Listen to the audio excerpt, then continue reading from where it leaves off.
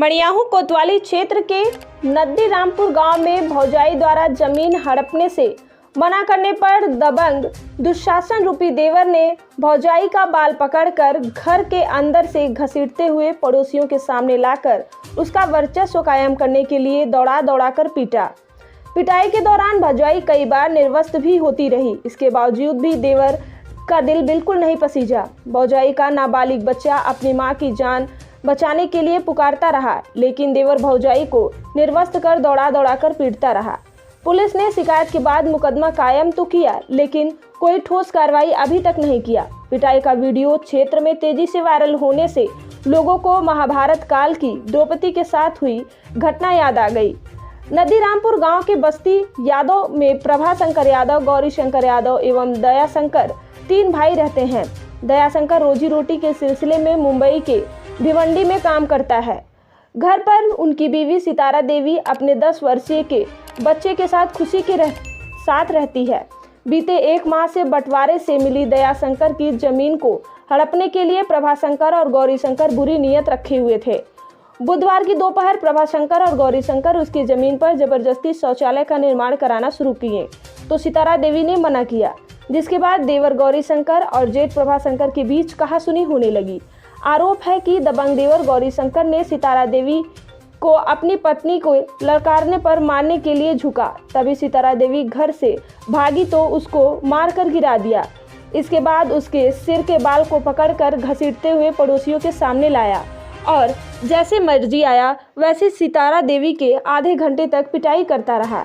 इस दौरान कई बार सितारा देवी निर्वस्त्र होकर जान बख्श देने की भीख मांगी, लेकिन देवर और जेठ से मांगती रही, फिर भी उनका दिल नहीं पसीजा। लेकिन जेठ और देवर उनकी पिटाई लगातार करते रहे, यहाँ तक कि उसका नाबालिग बच्चा खुशी भी मां को बचाने के लिए वहां पर पहुंची।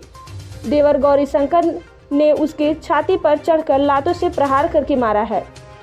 सितारा देवी की मना किए जाने पर देवर गौरी शंकर और जेठ प्रभा शंकर के खिलाफ थाने में 2 बार तहरीर भी दी है, लेकिन पुलिस ने जबरदस्ती सितारा देवी से समझौता कराकर घर भेज देती है, जिसका परिणाम रहा कि बुधवार की सुबह महिला को दौड़ा दौड़ा कर घसीट कर उसकी पिटाई की गई। इसके बावजूद भी पुलिस इस मारपीट को गंभीरता से नहीं ले रही है।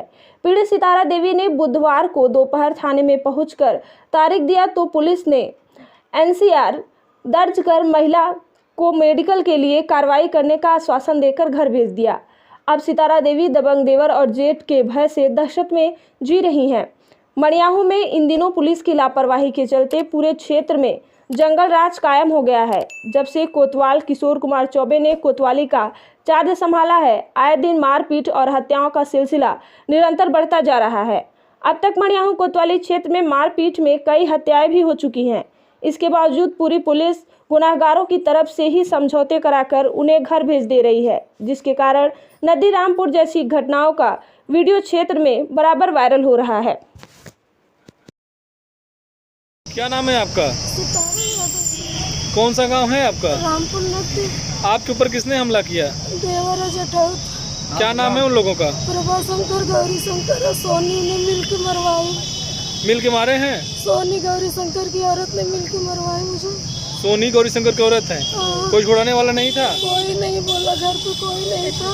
और ये मेरा बच्चा ही गया बोलने, सबको चिल्लाने, मेरे घर में मार रहा था, चिल्लाने गया तो मल्लाद से पेट में बच्चे की मार के ढकेल दिए, नीचे सीढ़ी पर से गिर गया।